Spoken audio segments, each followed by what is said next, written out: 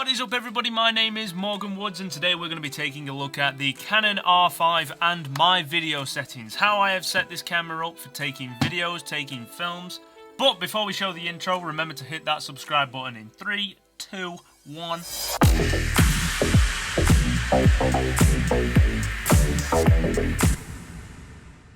Okay, so as it seems, the Canon R5 has become quite a rare camera, quite a hard camera to get your hands on at the minute. I don't think Canon are actually shipping these things until the 16th of September, which is...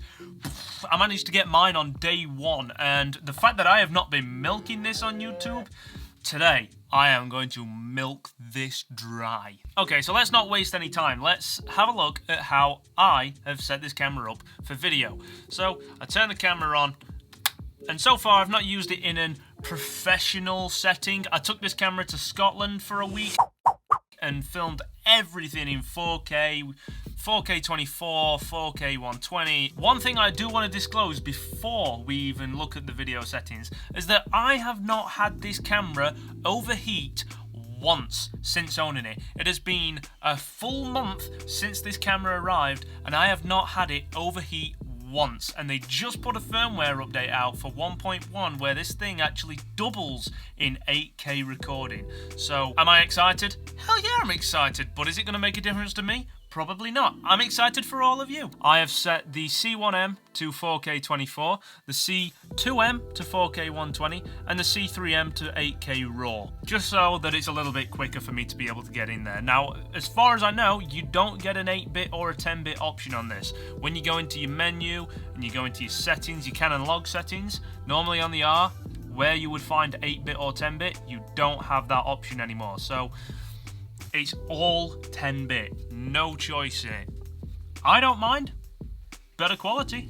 Okay, for those of you out there that don't actually know how to access these pre-registered settings, you know, the C1M, the C2M, whatever, what you got to do is you got to go onto manual exposure on your video, dial in all the settings that you want, right from like the audio straight all the way to the Kelvin, the shutter speed, you know what to do. Then you want to go into your menu, head over to the little wrench icon in the top, which is the yellow section, head over to page 5, go into custom shooting mode and press on register settings. You can select whichever one of those that you have and it will save all of the settings that you just dialed on your manual exposure straight to your C1M, your C2M, C3M, whichever one.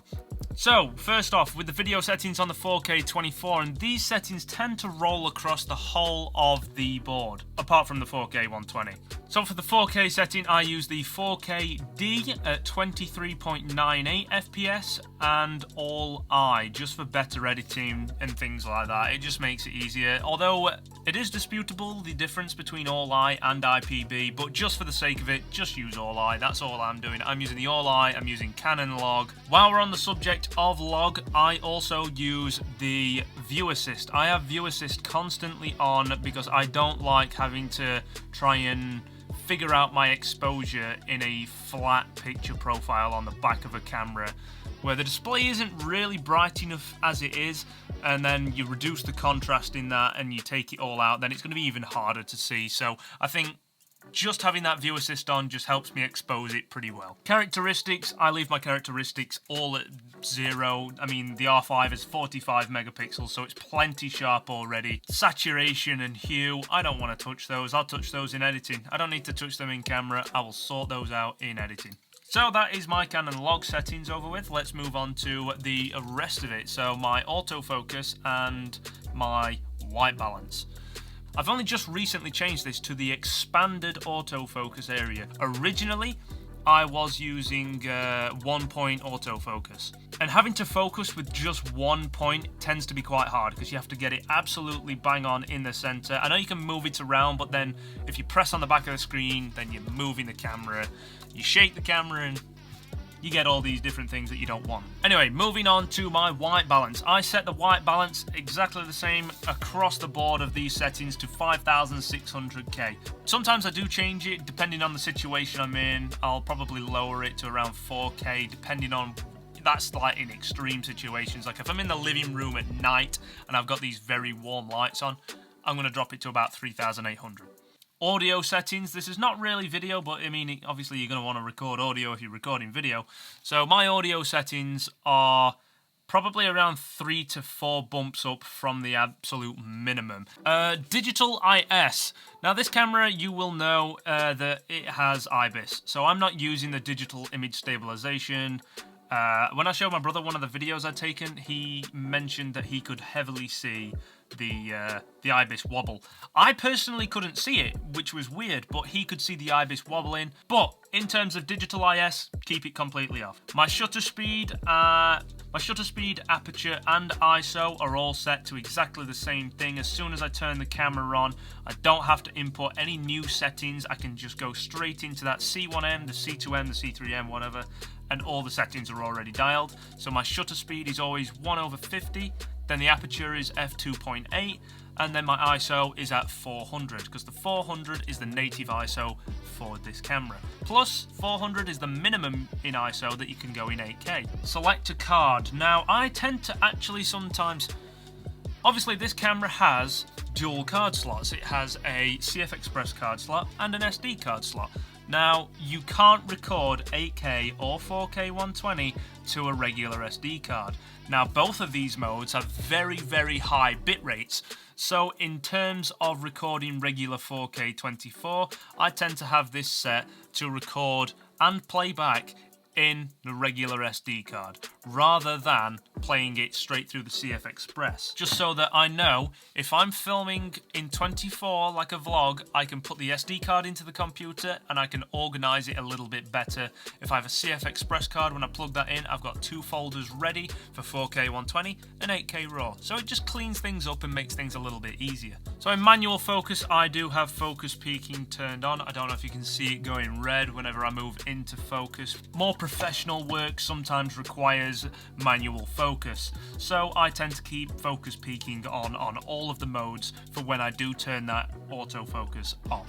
So let's move on to the 4K 120. Now again, for the 4K 120, I have selected 4KD 119, and it's the only option you can have. So all 4K 120, the settings are 1/250, f2.8 and 400 ISO. Again, white balance is set to 5600. I feel like these are the best settings that work for me. I tend not to mess with the cameras too much when I get them, because I feel like Canon do a really good job at just making stuff work straight out of the box. I can always reduce sharpness, I can always add sharpness in when I'm in post-production. So these things, straight out of the box, as long as you change it to C-Log, as long as you change, you know, your white balance and you get that shutter speed, aperture and ISO correct. So here's a little one that you might not actually know with the R and the R5 and the R6 and the RP and the what's the other R? RA? That's the one. Now, that button, as you know, doesn't work for recording movies. It's just this red one on the top.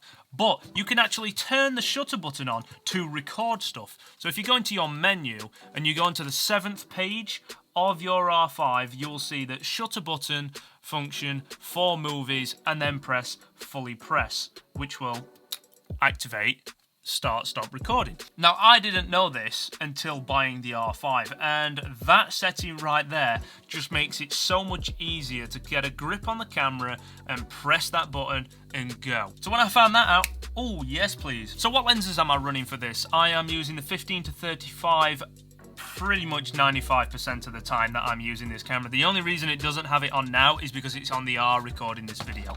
Bear in mind that I am editing all of this on a 13-inch base model MacBook Pro. So, to be fair, this thing is holding up incredibly well to say that it's the base model MacBook Pro. Anyway, I hope you learned a thing or two. I hope you incorporate these settings onto your camera when it finally arrives. Remember to like, comment, subscribe, do all the stuff that you already love to do. And I will see you in the next one. Bye-bye.